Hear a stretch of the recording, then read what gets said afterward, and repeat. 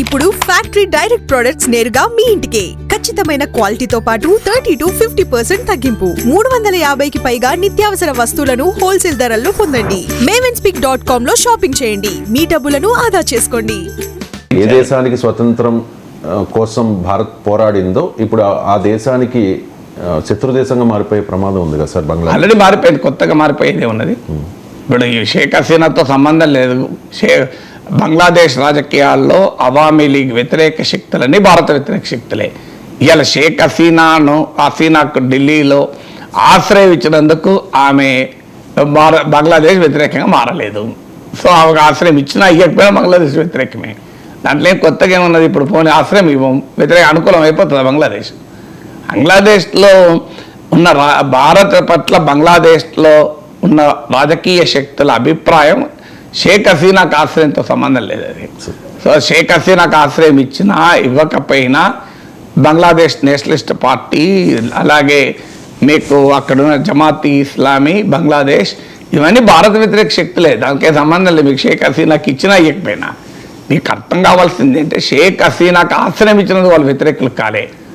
షేక్ హసీనాకు ఆశ్రయం ఇవ్వకపోయినా వాళ్ళు వ్యతిరేకులే. సో వాళ్ళ భారత వ్యతిరేకులను ఆమె అణచివేసింది కనుక భారతదేశం ఆమెకు ఆశ్రయం ఇస్తుంది. ఇప్పుడు ఏదో షేక్ హసీనా అంశం పైనే భారతదేశం బంగ్లాదేశ్లో మధ్య సంబంధాలు తెగిపోయినట్టు మాట్లాడుకుంటే అది తప్పది. అది ఆ కంట్రీలో ఉన్న పాలిటిక్స్ మనకు అర్థం కావాలి. ఆ కంట్రీలో ఉన్న పాలిటిక్స్ మనం తీస్తే ఈవెన్ బంగబంధు నాయకత్వంలో, షేక్ ముజిబుర్ రెహమాన్ నాయకత్వంలో ఆ స్వాతంత్ర పోరాటం జరిగినప్పుడు కూడా ఆ దేశంలో 2 రకాల రాజకీయ శక్తులు ఉన్నాయి. ఒకటి అవామీ లీగ్, బంగ్లాదేశ్ విమోచన, బెంగాలీ జాతీయవాదము, బంగ్లాదేశ్ సమాజాన్ని ఒక లౌకిక దేశంగా తీర్చిదిద్దాలి అనేటువంటి విజన్ కలిగిన పాలిటిక్స్ ఒకటి. ఆ పాలిటిక్స్కి షేక్ ముజిబుర్ రెహమాన్ ప్రతీక, షేక్ హసీనా ప్రతీక. ఆమె నిరంకుశంగా వ్యవహరించవచ్చు, ఆమె అవినీతి ప్రభుత్వాన్ని నడపచ్చు, ఆమె భయంకరమైన నిర్బంధాన్ని తన ప్రత్యర్థులపైన ప్రయోగించవచ్చు. అవన్నీ కాదని మనం ఎవరనం. కానీ బేసికల్గా బంగ్లాదేశ్లో ఉన్నటువంటి ఒక పొలిటికల్ స్ట్రీమ్ ఏంటంటే ఒక సెక్యులర్ బంగ్లాదేశ్ కోరుకునేది, బెంగాలీ నేషనలిజం ఆధారంగా కోరుకునేది, పాకిస్తాన్ ఉన్మాదాన్ని, పాకిస్తాన్ ఆధిపత్యాన్ని ప్రశ్నించే రాజకీయ స్రవంతి.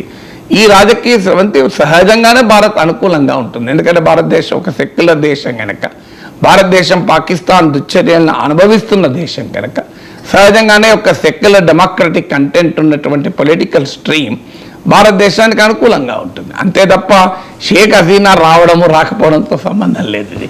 సో అందువల్ల ఇక రెండవ రకమైన పొలిటికల్ స్ట్రీమ్ మత ఉన్మాద పొలిటికల్ స్ట్రీమ్, పాకిస్తాన్ అనుకూల political stream. Even Sheikh Mujibur Rahman ఉన్న సమయంలో కూడా ఒక 30% ఆ రోజుల్లో కూడా పాకిస్తాన్ నుంచి బంగ్లాదేశ్ విమోచన వ్యతిరేకించారు.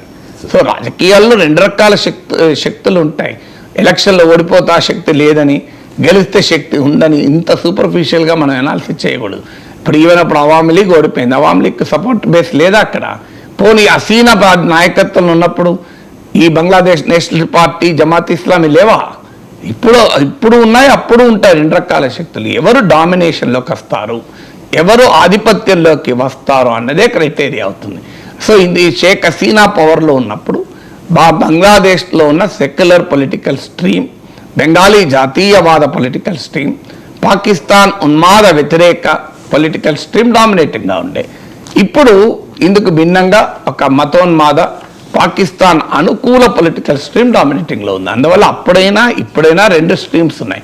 షేక్ హసీనా అన్న రిప్రజెంట్ చేసే పొలిటికల్ స్ట్రీమ్ ఇప్పుడు అధికారంలో లేదు, దాని వ్యతిరేక పొలిటికల్ స్ట్రీమ్ అధికారంలో ఉంది.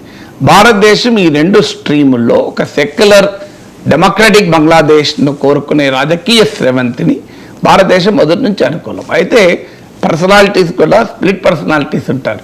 ఒకవైపు ఏమో పాకిస్తాన్ కమ్యూనలిజాన్ని, ఒక సెక్యులర్ బంగ్లాదేశ్ను భారతదేశంతో సత్సంబంధాలు కోరుకునే షేక్ హసీనా అదే సమయంలో తమ దేశ ప్రజలపైన భయంకరమైన నిర్బంధాన్ని ప్రయోగించింది, ఒక అవినీతికర ప్రభుత్వాన్ని నడిపింది. సో ప్రశ్నించే ప్రతిపక్షాలని, జర్నలిస్టులను ఎవరిని బతకనివ్వలేదు. సో అందువల్ల ఆమె ప్రజల వ్యతిరేకతను పొందింది. ప్రజల వ్యతిరేకతను పొందినంత మాత్రాన ఆమె పొలిటికల్ స్ట్రీమ్ యొక్క క్యారెక్టర్ మారదు. పొలిటికల్ స్ట్రీమ్ మొదటి నుంచి కూడా she represents a secular Bangladeshi political stream. ఇప్పుడున్న శక్తులు ఖచ్చితంగా భారత్ వ్యతిరేక మతోన్మాద బంగ్లాదేశ్ను కోరుకునే వాళ్ళు. అందులో ఒక పెద్ద సెక్షన్ పాకిస్తాన్ నుంచి విడిపోవడాన్ని వ్యతిరేకించేవాళ్ళు. అందువల్ల ఇప్పుడు ఉన్నారు, అప్పుడు ఉన్నారు. మనం ఏ పొలిటికల్ స్ట్రీమ్ కోరుకుంటాం అన్న దాన్ని బట్టి మన పాలసీ ఆధారపడి ఉంటుంది.